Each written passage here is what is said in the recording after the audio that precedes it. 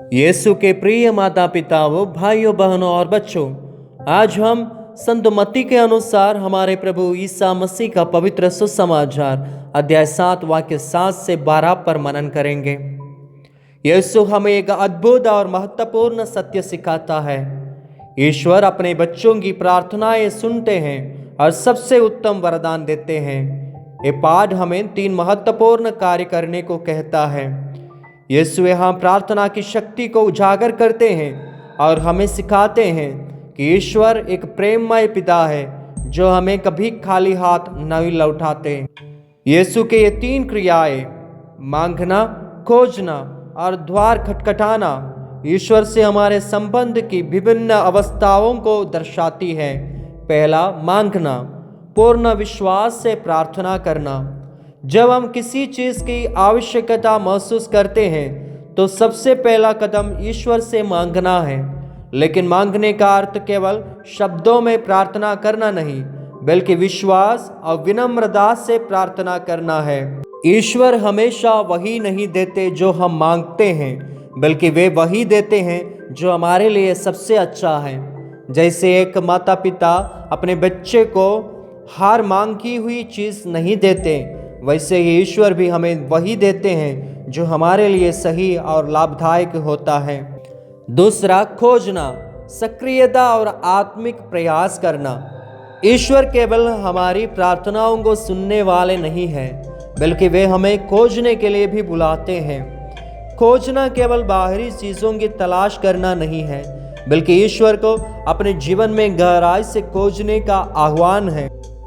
ईश्वर से मांगना तो आसान है, लेकिन सच्ची आशीष उन्हीं को मिलती है जो ईश्वर की खोज में अपने जीवन को समर्पित कर देते हैं। तीसरा, द्वार खटखटाना, धैर्य और दृढ़ता रखना। कई बार हम मांगते हैं, खोजते हैं, लेकिन हमें उत्तर तुरंत नहीं मिलता। तब हमें द्वार खटखटाने की ज़रूरत होती है। इसका अर्थ यह है कि हमें निरंतर प्रार्थना और धैर्य बनाए रखना चाहिए। संत मत्ती के इस वचन को संत लूका और स्पष्ट करते हैं, तुम्हें हमेशा प्रार्थना करनी चाहिए और हिम्मत नहीं हारनी चाहिए।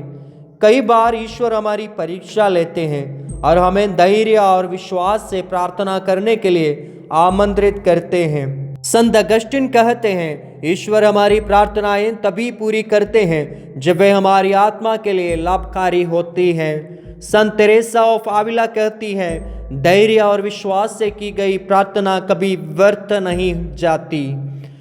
संत पोप फ्रांसिस कहते हैं, ईश्वर हमें हमेशा उत्तर देते हैं, लेकिन हमें सुनने की कला सीखनी होगी। वचन का अंतिम भाग हमें स्वर्णिम नियम सिखाता है, दूसरों से अपने प्रति जैसा व्यवहार चाहते हो तुम भी उनके प्रति वैसा ही किया करो। यही संहिता और नबियों की शिक्षा है।